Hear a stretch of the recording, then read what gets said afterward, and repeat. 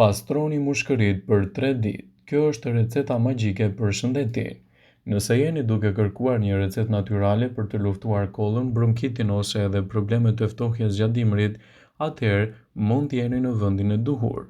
Shurupi i qepës është një zgjedhje e lirë lehtësuese që mund të ndihmojë në rastin tuaj dhe të lehtësojë gjithashtu edhe komplikacionet e shëndetit të mushkërive.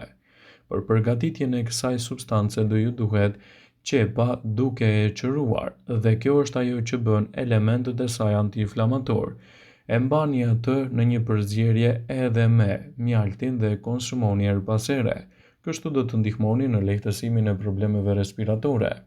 Mund të prisni fetat e qepës, t'i vendosni fetat në një tenxhere të madhe duke rregulluar dhe kështu, përfitimet që do të merrni prej saj do të jenë të menjëhershme edhe në lehtësimin e problemeve tuaja respiratore edhe kundër problemeve të ftohjes.